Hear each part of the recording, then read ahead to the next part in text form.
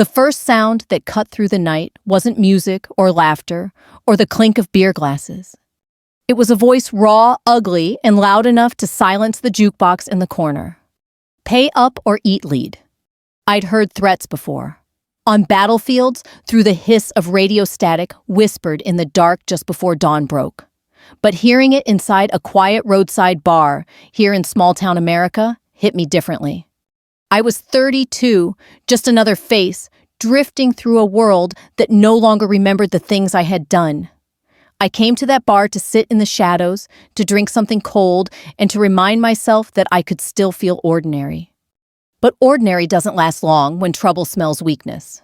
5 of them bikers drunk and looking for an easy target. Their boots scraped the floorboards as they circled the smell of stale whiskey and cigarette smoke trailing behind them like a warning sign. The biggest one, the kind that never knew the meaning of enough, sneered as he leaned down over me. "Hey, sweetheart. Looks like you're short on cash tonight. Lucky for you, we've got other ways you can pay." The bar chuckled with them, some uneasy, most unwilling to get involved. That's the thing about crowds. They'll laugh at cruelty if it keeps them safe. I didn't answer. I've learned that silence cuts deeper than any comeback. That silence seemed to infuriate him. His hand-shot-out fingers twisted into the fabric of my shirt, and with a single, violent tug, "Ripee." The room inhaled as one. And then it stopped. Not because of what he did, but because of what he revealed. Across my chest, ink black and sharp as the day it was etched into my skin, gleamed the unmistakable insignia, a Navy SEAL trident. The laughter died. The air itself seemed to change weight. I met his eyes, calm, steady. He expected fear. What he saw was something else entirely, the same look I'd given men who carried rifles into rooms they'd never leave. He froze. His buddy shifted, suddenly unsure, the bravado leaking out of them like air from a punctured tire. Around the bar, people who had once looked away were staring now, some in disbelief. Others, men with graying hair, scarred knuckles, and haunted eyes, nodded almost imperceptibly. They knew what that trident meant. It wasn't just ink, it was blood. Years of it. Mine and others. And in that moment, the balance of the room shifted. But this wasn't the time for speeches or for proving myself with words. No, this was the opening move in a game they didn't know they were playing, one I'd mastered long before they ever mounted their first Harley. The night wasn't over. It was only beginning. The trident burned in the open air, and the silence stretched long enough to feel like a physical weight pressing on everyone inside the bar. The man who tore my shirt tried to mask his hesitation with a crooked grin, but I could see that flicker of doubt behind his eyes. He wasn't used to hesitation. He was used to people crumbling the second he flexed his size. I sat still, calm, letting the silence hang. Because silence has power. It forces men to look inward, and sometimes what they see staring back terrifies them more than any fist ever could. Finally, one of the other bikers barked out a laugh, trying to break the spell. "Come on, man, it's just a tattoo. Don't mean nothing. She probably got it off some Navy boyfriend." He was loud, desperate. He wanted to steer the others back into ignorance. But their eyes kept darting to me and to the men in the corner who hadn't laughed once. One of them, an older gentleman with a Vietnam patch sewn into his jacket, sat straighter, jaw clenched. He knew. The leader leaned closer, his breath reeking of cheap whiskey. "So you're a SEAL, huh?" He smirked, but the edge was gone. "Then prove it." There it was, the challenge, the demand, like a card tossed on the table. I didn't move. I didn't rise to it. Not yet. Instead, I let the images play in my head. Images of nights where the ocean swallowed the horizon and every stroke in freezing water was a bargain with death. Of buildings where every doorway could be your last. Of brothers who bled out in the sand, whispering names of children they'd never see again. Prove it I already had. To myself. To my team. To the flag folded in my closet edges, worn from the funerals I'd stood through. But men like him don't believe in silence or in scars carried on the inside. They believe in dominance. They only learn when dominance is taken from them. The tension rippled through the room. A waitress froze halfway to the counter tray, trembling in her hands. Two young guys near the jukebox whispered nervously, glancing at the door like they might bolt. The leader slammed his hand on the table, rattling glasses. I said, "Prove it."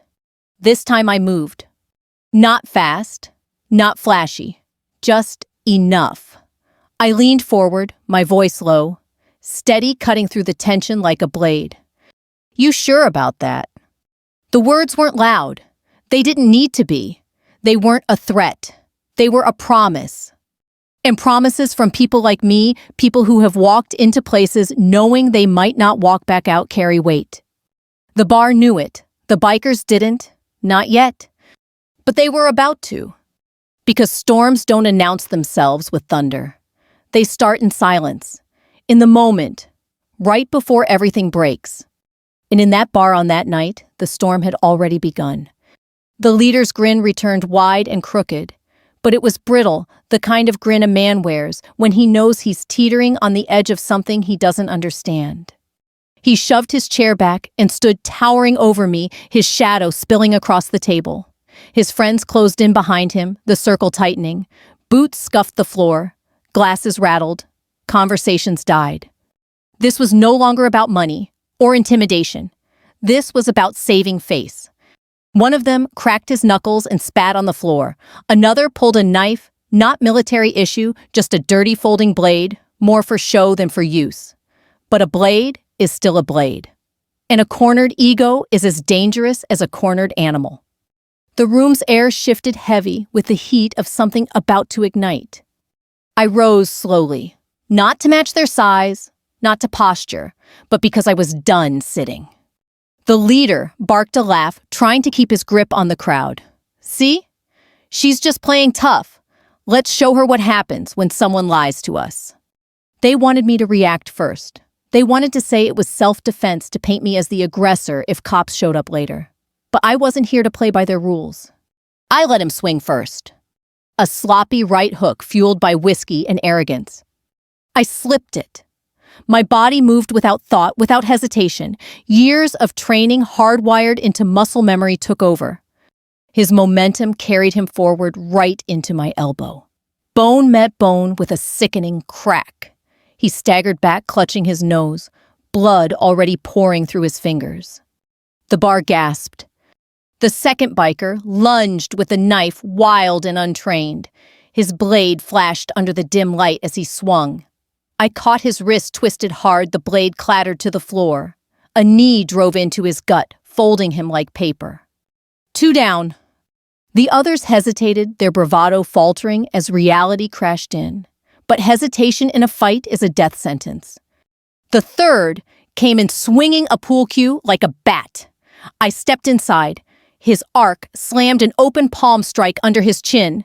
His head snapped back, and the cue clattered uselessly to the ground. 3 down.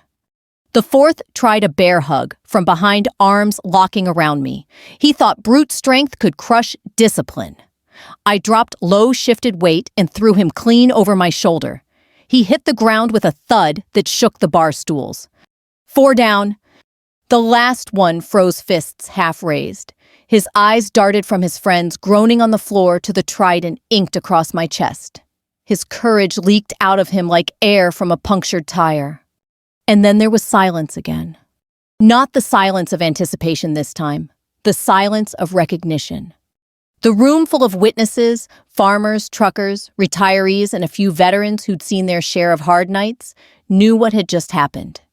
5 bikers walked in thinking they owned the place. 5 bikers lay broken, scattered, and humbled. I didn't gloat. I didn't taunt. I stood still, steady chest rising and falling with calm breath. Because dignity doesn't shout. It doesn't need to. It just leaves its mark in the silence that follows. And that silence in that bar belonged to me. The silence in the bar lingered long after the bodies hit the floor.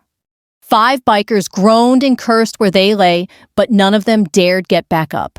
Their bravado had evaporated, leaving only the raw sound of labored breathing and the dripping of blood onto wooden planks. I didn't move. Not right away. My heart rate was steady, not spiked. Years of training had beaten that into me controlled discipline focus. On the battlefield, panic kills faster than bullets. But this wasn't a battlefield. Not anymore. This was supposed to be home. And still here I was, standing in a ring of silence with strangers staring at me like I'd stepped out of some myth. In their eyes, I wasn't just a woman anymore. I wasn't just another face passing through a roadside bar. I was something else, a reminder. The old man in the corner with the Vietnam patch finally spoke. His voice was hoarse, but it carried across the room. "Seal," he whispered almost reverently. A ripple went through the bar. Some nodded, some looked away, some shifted uncomfortably as if they weren't sure whether to applaud or pray. I looked down at the trident inked into my skin, exposed and undeniable. To them, it was a symbol. To me, it was a weight. Every line of that tattoo was written in blood, not just mine, but in the blood of brothers I'd carried, of enemies I'd faced, of civilians caught in crossfire. The public sees glory, movies, headlines, legends. They don't see the cost. They don't hear the names whispered in the dark, carved into memory like gravestones no one visits. I remembered Mike laughing, even in the cold surf, ribs broken, refusing to quit. I remembered Torres, who never made it home, his boots still lined up neatly by the door of his bunk. I remembered the sand sticking to my skin, the smell of cordite, the silence after an explosion when you realize you're still alive and someone else isn't. That's what the trident meant. It wasn't intimidation, it wasn't bravado, it was sacrifice. And standing there with 5 broken men at my feet, I felt the line blur between past and present.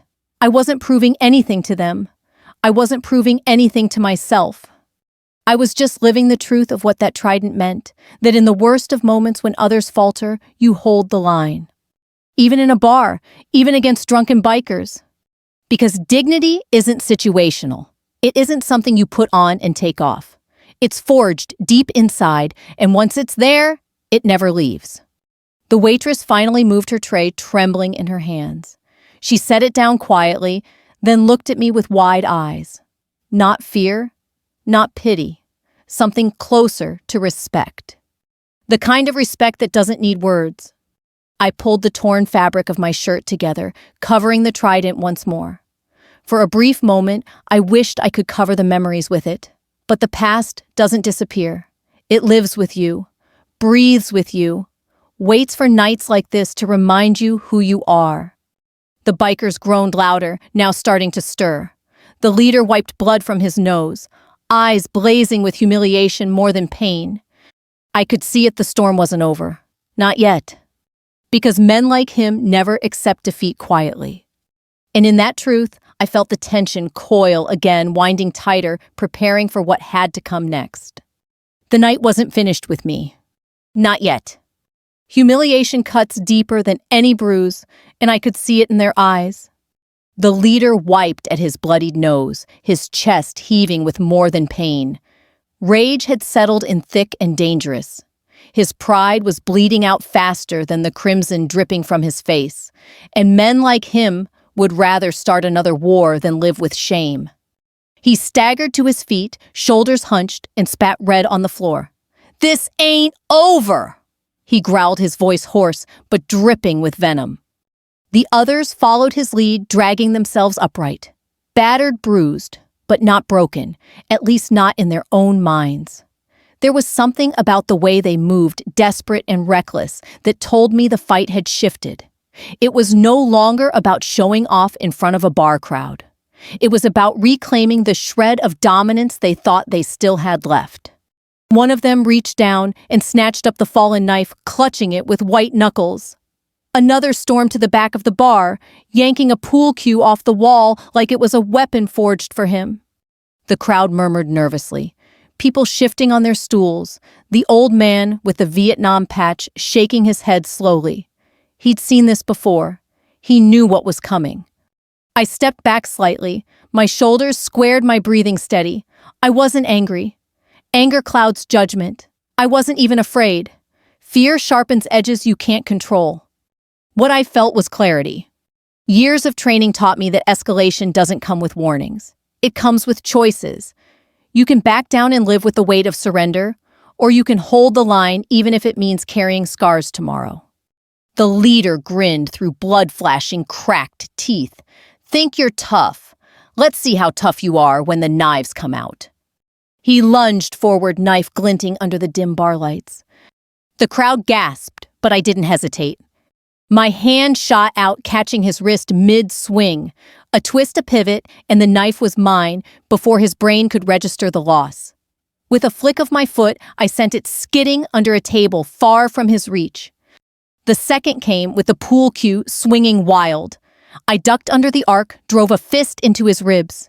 The crack of bone echoed louder than his scream. He crumpled, clutching his side. Another lunged reckless and blind with fury. I sidestepped, let his momentum carry him forward, then slammed his head into the bar counter. Wood-splintered bottles rattled and he collapsed in a heap. The last two froze again, uncertainty painting their faces. They glanced around, searching for courage they no longer had. But humiliation is a poison. It pushes men further than reason allows.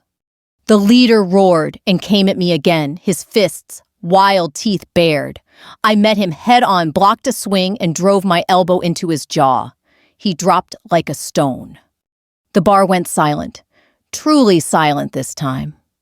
The remaining bikers stared at me, at their leader, lying unconscious at my feet, and something inside them finally broke. They weren't fighters anymore. They were just men who had learned painfully that respect isn't taken by force. It's earned. I stood there steady, every muscle coiled but calm. My shirt still torn, the trident still visible. And in that silence, I wasn't just a woman or a veteran or a fighter. I was a reminder. A reminder that strength isn't measured in the size of your fists, but in the discipline to use them only when you must. The old man in the corner raised his glass toward me, his eyes shining with something like pride. Once a warrior, he said quietly, always a warrior. The words settled over the room like a benediction. But deep inside, I knew this wasn't finished. Not truly. The fight in the bar was over, but the real battle, the one that lived inside me, the one that never left, was far from done. The bar smelled of sweat, blood, and spilled beer. Broken glass sparkled on the floor like tiny shards of ice. A chair lay on its side. One of the neon signs above the bar flickered uncertainly, buzzing against the silence that followed. The fight was over, but the weight of it lingered. The bikers weren't roaring anymore. Two were groaning in a corner, nursing ribs and swollen jaws. Another sat slumped against the wall, eyes glazed, blood streaking his temple. Their leader still lay unconscious at my feet, chest rising and falling shallowly. The last one had backed into a corner, hands raised as if any sudden movement might bring my attention back to him. The crowd stayed frozen in their seats, caught between disbelief and awe. Some looked at me with fear, others with gratitude. But no one looked away. Violence has that effect. It sears itself into the air, leaves people questioning what they just witnessed. I pulled in a breath and let it out slowly. My pulse was steady, my muscles relaxed. Years of training hadn't just taught me how to fight. They'd taught me how to end it completely without hesitation. But the hardest part always comes after. Because when the fight ends, the memories begin. The sight of the unconscious man at my feet pulled me back to places I hadn't wanted to revisit. A dusty street where an ambush had ripped apart my unit. The metallic scent of blood mixed with diesel. The desperate cries of men I couldn't save. I remembered carrying one of my brothers on my back, his weight growing heavier with every step, his breaths growing fainter. I remembered the deafening silence when he stopped breathing, long before I made it back to the medevac point. That was the cost of the trident, not the ink, not the image. The cost was every soul that never made it home. I blinked, pushing the images back. This wasn't the desert. This was a roadside bar. And these weren't soldiers. They were just men too drunk and too proud to see beyond themselves. Still, the echoes were real, and they always came. The bartender cleared his throat nervously. "Ma'am, you want me to call the cops?" I looked around at the wreckage, at the bikers broken but alive, at the faces of the witnesses caught between admiration and fear. "No," I said finally, my voice calm even. "They've already learned what they needed to tonight." The bartender nodded relief flickering across his face. He wouldn't have to explain to the sheriff why half his bar looked like a war zone. The old man with the Vietnam patch stood slowly. His joints creaked, but his back was straight. He limped closer, his eyes fixed on me. When he reached my side, he didn't speak right away. He just looked down at the trident inked into my chest, then back into my eyes. He gave a slow, deliberate nod. It wasn't applause. It wasn't thanks. It was something deeper. Recognition. Recognition of what it meant to carry that weight to live with ghosts no one else could see. "Respect," he said softly. Just one word, but it landed heavier than all the threats that had filled the air earlier. I inclined my head in return. Words weren't needed between warriors. The rest of the bar began to stir. Conversation started again, but hushed, restrained, as if the night had been marked by something none of them could quite name. I gathered what was left of my shirt, pulled it across my chest. The torn fabric covered the trident again, hiding it from sight. But the memory of this night would remain. Not for me, I'd lived too many nights like it before. For them, because they had seen something they would carry in whispers. That night in a small bar, they'd seen a reminder of what lives quietly among them.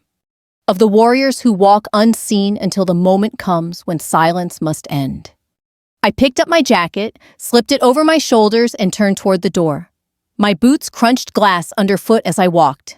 The night air waited outside, cool and clean, far from the stench of sweat and blood. But as I reached the threshold, I felt its eyes still on me. Not in fear, not in pity. In respect. And respect, I knew, was the only victory that mattered.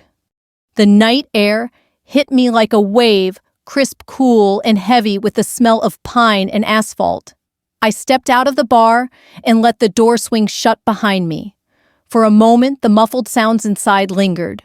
Groans, whispers, the clink of glass. Then even that faded, swallowed by the quiet of the empty street. I stood under the glow of a flickering street lamp, pulling my jacket tighter around my shoulders. The trident was hidden again, but I knew its weight would never leave me. It was more than a mark. It was a promise. And promises don't end when the mission does. I lit a cigarette. I didn't need more out of habit than desire. The smoke curled upward, vanishing into the night sky. Out here under the stars, the world felt bigger, calmer, almost forgiving. But I knew better.